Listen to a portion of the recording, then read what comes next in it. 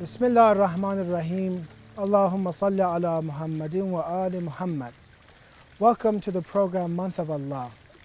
In the holy month of Ramadan, we have to think about the effect that fasting has upon us. We have to think about the significance of fasting. There's a tradition that I would like to share with you. And that tradition is this, is that as-sawmu li, that we have a narration that Allah Himself is attributed of saying, fasting is for me. Wa ana ajzi alay, and I myself will give its reward. In other narrations says, ana ajzi bih, I will give its reward.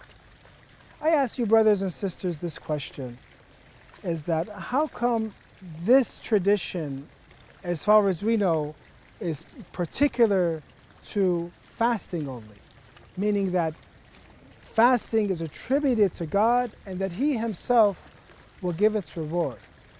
One of the answers that some have given is that because fasting, there might not be in it riyah or showing off, and that other actions, they say, are ijabi, are performed, those actions, they can be done without sincerity.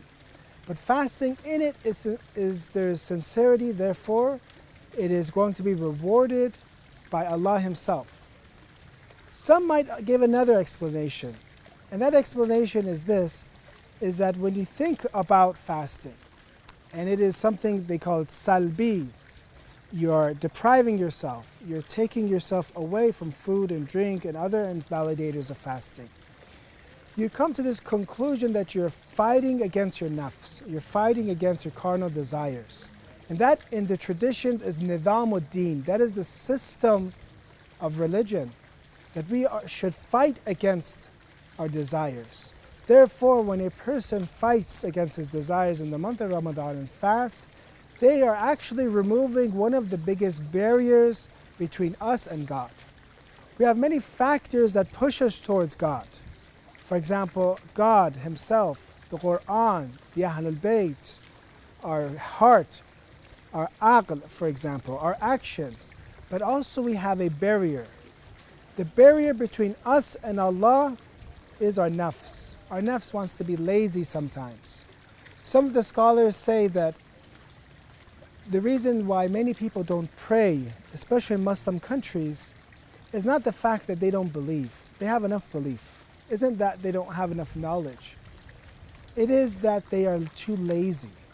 Their nafs wants to be easy all the time, wants to sleep, wants to, if you allow them to become a couch potato and just watch TV and go through their phone the entire day.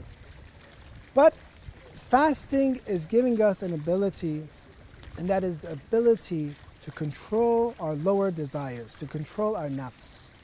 If we look at Munajat al-Shakeen, and I recommend you, brothers and sisters, read As-Saifa Sajjadiyya.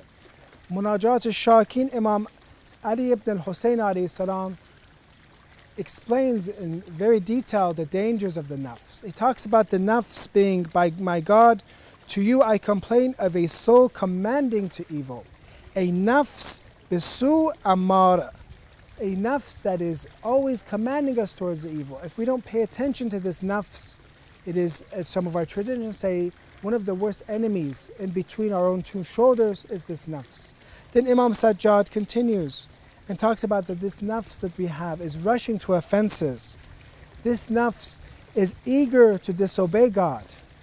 If we allow this nafs, our desires, if we don't give it any type of control, even when we talk about raising our children, raise your child in a way that they have mannerisms, that they are allowed to control and have adab over their nafs. Whatever they want, you don't have to give it to them right then. Allow them to have this ability to fight against their own desires. Then a person will be able to remove the greatest barrier between them and God. And then Imam Sajjad says, and exposing itself to your anger, it takes me on the roads of disasters. If you allow the nafs to be freed, it will take you to the most dangerous roads, and that could be the disobedience of Allah, and that could be finally the road of disbelief by performing evil actions. Therefore, in this month of Ramadan, when we say that fasting belongs to Allah, and that He Himself will reward it. Maybe one of the interpretations is the significance of fasting is why it is teaching us how to control our nafs and desires. وصلى الله على سيدنا محمد وأهل بيته الطيبين الطاهرين.